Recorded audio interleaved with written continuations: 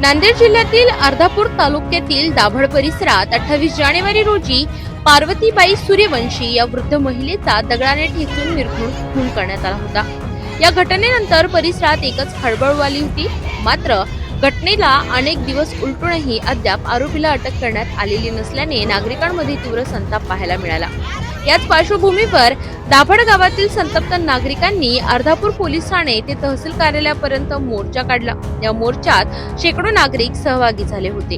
आजीवर जे काही क्रूरपणे हत्या नाही तर क्रूरपणे जी हत्या करण्यात आली त्या आरोपीला आपण या आंदोलनाच्या माध्यमातून फाशीची शिक्षा झाली पाहिजे हे आपला आक्रोश घेऊन या ठिकाणी आपण तालुक्याचं पोलीस प्रशासन असेल आणि तालुक्याचं तहसील प्रशासन असेल यांना जागा करण्याचं काम करण्याकरिता या ठिकाणी आला। डॉक्टर बाबासाहेब आंबेडकर म्हणतात की अन्याय करणाऱ्यापेक्षा अन्याय सहन करणारा फार गुन्हेगार असतो।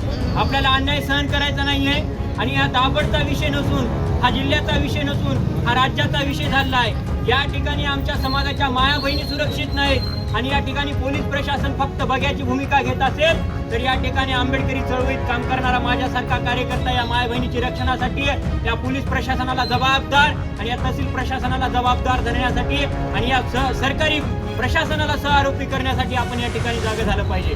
आमची सुरक्षा हे पोलीस प्रशासन करत नसेल तर या पोलीस प्रशासनाला आपण जागा करण्याचं काम करूयात। आरोपीला अटक करा, पुण्याला फाशी द्या अशा जोरदार घोषणा यावेळी देण्यात आल्या। मोर्चेकऱ्यांनी प्रशासनावर गंभीर आरोप करत पोलिसांकडून होत असलेल्या विलंबामुळे आरोपीला पळून जाण्याची संधी मिळत असल्याचा आरोप केला आहे। नमस्कार, मी अन्नपूर्णाबाई लक्ष्मण खंडागळे दाभडची।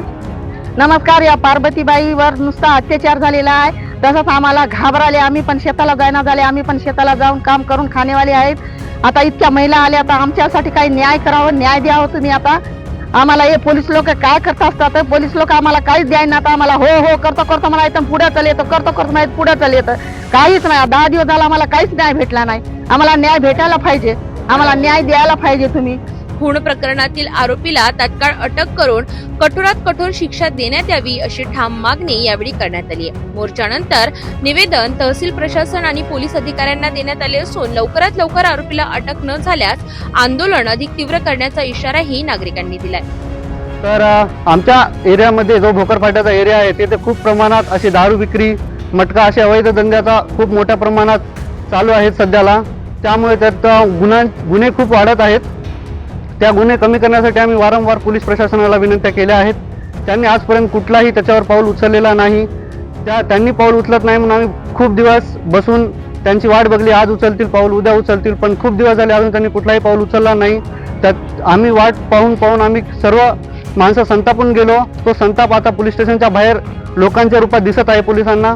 आमची त्यांना अशीच विनंती आहे की लवकरात लवकर त्या आरोपींना अटक करा, फाशीची शिक्षा द्या आणि माझ्या आईला न्याय मिळवून द्या अशी मी आपणा सगळ्यात विनंती करतो। आणि ज्या धाबे मालकांनी त्या आरोपीला कामाला ठेवले आहे त्यांनी कुठल्याही प्रकारचे त्यांच्याकडून डॉक्युमेंट घेतले नाहीत, त्यांचा आधार घेतलेला नाही। अशा प्रकारचे खूप प्रकारचे तिथे असेच आरोपी ते धाब्यावर कामाला ठेवत आहेत। ते आरोपी आमच्या आया बहिणींना असंच मारून गेले तर पोलीसवाले असे किती दिवस शांत बसणार आहेत?